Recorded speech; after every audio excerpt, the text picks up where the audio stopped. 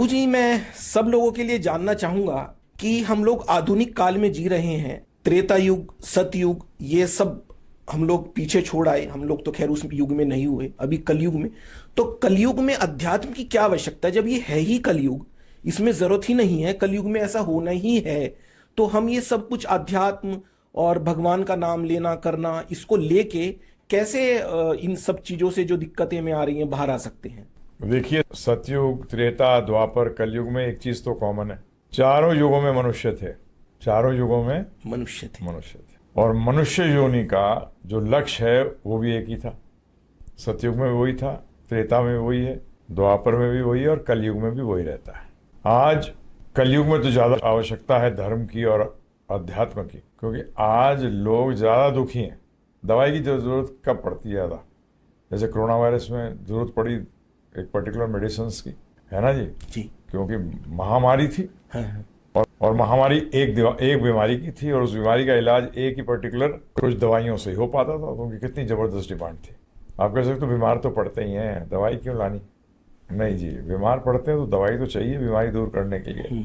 आज अधिकतर लोग, एक स्पेशल दुख है जिससे वो पीड़ित है, उसको कहते हैं टेंशन जी। उस दुख से तो सब पीड़ित हैं। अब उसको दूर कैसे करें?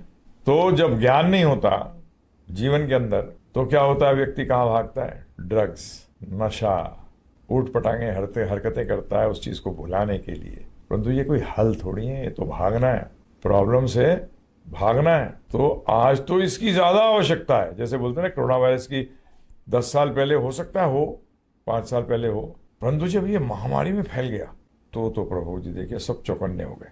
तो आज ये टेंशन महामारी की तरह नहीं है, आज ये टेंशन महामारी की तरह फैल गया है। और इसकी दवाई सिर्फ आध्यात्मिक विज्ञान में है, इसकी दवाई भौतिक ज्ञान में है ही नहीं, भौतिक विज्ञान में है ही नहीं। तो आप बताइए कि जरूरी है कि नहीं है? नहीं, जरूरी तो है, लेकिन मैं या हमारे यूथ इस बात को कैसे मान लें कि हम इसको दवा के रूप में यदि ग्रहण करेंगे, या ये वाकई में दवा है, ये काम करती है नहीं करती है, इसका प्रभाव आता है या नहीं आता है? आपने बड़ा अच्छा प्रश्न किया। जब तक आप करेंगे नहीं कैसे पता लगेगा? आज मैं आपसे पूछूं, गुलाब जामुन का टेस्ट बताइए मुझे। मुझे तो पता है मीठा होता है, बहुत स्वाद लगती है। हाँ, मीठा होता है। किसी और को बताइए मीठा होता है, उसका जलेबी मीठी होती है, हलवा भी मीठा होता है, रसगुल्ला भी मीठा होता है, परंतु उसका एक स्पेशल टेस्ट है जो आप भी नहीं बता सकते, हलवाई भी नहीं बता सकता जो दुनिया का सबसे बढ़िया गुलाब जामुन बनाता हो।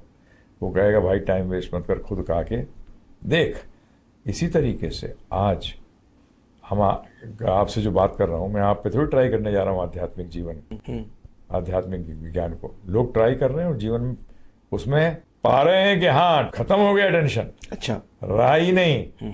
जीवन में, जीवन को देखने की, दुनिया को देखने की दृष्टि बदल गई। सृष्टि नहीं, क्या बदली? दृष्टि बदली। वो ज्यादा इंपॉर्टेंट है। जब आपने अपनी डॉक्टरी नहीं करी थी, उससे पहले आपकी लोगों को देखने की दृष्टि अलग थी। जब आप डॉक्टर बन गए तो फिर लोगों को, जो आपके पास कोई आता है तो उसकी पेशेंट बन के आता है तो उसकी दृष्टि देखने की अलग है। जैसे बच्चा, कई बार डॉक्टर का स्टेथोस्कोप दे दो बच्चे को तो सब जगह लगाता फिरेगा, है जी? तो कुछ समझ आता है? नहीं आता, क्योंकि उसका ज्ञान नहीं है। तो इसी तरह परंतु आगे जब वो डॉक्टर बन जाता है तो सब कुछ जानता है। तो इसीलिए मैं बता तो दूंगा, और मैं लोगों से मिलवा दूंगा जिन्होंने जीवन के अंदर आध्यात्मिक जीवन लगाया, उसके बाद उनके जीवन में जबरदस्त बदलाव आया, दृष्टि बदल गई उनकी। ये नहीं कि जंगल भाग गए, वेरी मच इस दुनिया में ही है, बिजनेस कर रहे हैं, कोई कॉर्पोरेट में है, कोई ड्राइवर है, कोई पीएन है, कोई हाउसवाइफ है, हर किस्म का व्यक्ति, कोई स्टूडेंट है, कोई अधेड़ उम्र में है, कोई बुढ़ापे में आ गया।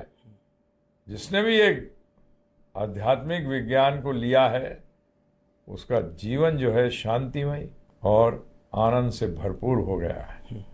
तो ये तो एक कहावत भी है ना कि भाई है नाई नाई कितने बाल हैं, मैं काट रहा हूं, सामने आ जाएंगे। इसी तरीके से इसको लेके तो देखिए। हमने तो देखा है कई लोगों के साथ, कई क्या, जिन्होंने भी इस ज्ञान विज्ञान को लिया है उसकी जीवन के अंदर एक सकारात्मक, एक पॉजिटिव बदलाव आया है। जैसे आप तो डॉक्टर हैं, आपसे कोई पूछे कि मेरे को ये बीमारी है, दूर हो जाएगी? आप कहें हाँ दूर हो जाएगी, दवाई ले ले। बोले नहीं, पहले कन्विंस करो मुझे। भाई साहब कैसे कन्विंस करूं? दवा लेगा तभी तो कन्विंस होगा। दूसरों से मिलवा भी दूंगा, वो कहेंगे हाँ मैं ठीक हूँ, तो क्या कहेंगे मार्केटिंग कर रहा है। तो फिर यकीन नहीं है ना, तो खुद करके देखो। नहीं, आपने तो ये बात वाकई में बहुत अच्छी कही है।